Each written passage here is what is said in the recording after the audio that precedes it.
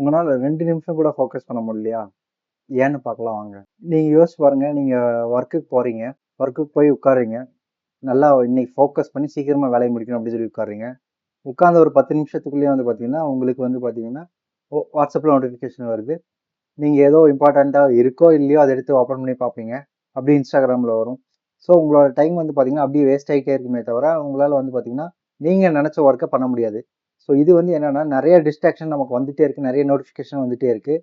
இந்த notification distraction எல்லாம் நம்மளோட ஒர்க் டைமிங்கில் ஜாஸ்தியாக வருது.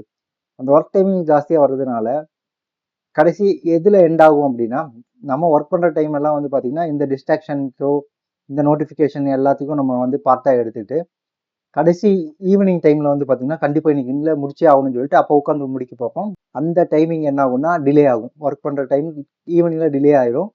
ஸோ நம்ம அந்த டிலே ஆகிற டைம் வந்து பார்த்தீங்கன்னா வீட்டுக்கு போகிறப்போ அதே மாதிரி டிலே தான் போகும்.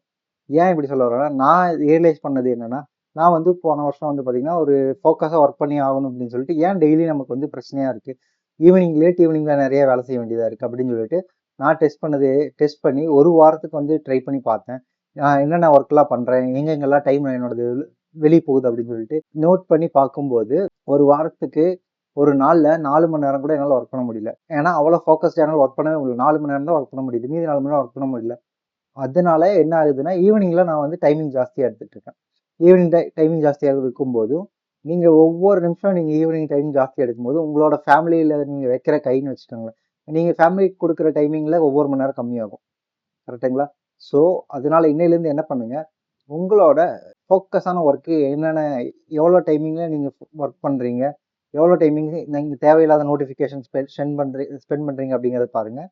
நீங்கள் ஒர்க்குக்கு ஸ்டார்ட் பண்ண ஆரம்பிச்சிட்டிங்கன்னா இருக்கிற எல்லா நோட்டிஃபிகேஷனையும் ஆஃப் பண்ணி வச்சுட்டு வெறும் ஃபோன் கால் மட்டும் வச்சுக்கோங்க.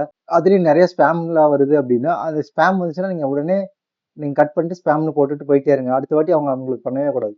ஸோ இந்த மாதிரி நிறைய டெக்ஸ்ட் அண்ட் டிப்ஸை நான் யூஸ் பண்ணி தான் என்னோட ஒர்க்கிங் டைமையும் என்னோட ஃபோக்கஸ் டைமையும் நான் வந்து ஜாஸ்தி பண்ணேன். ஸோ இது ரெண்டு ஜாஸ்தி பண்ணனால நான் எனக்கு என்ன கிடைச்சது பெனிஃபிட் அப்படின்னு சொல்லி சொல்கிறீங்களா?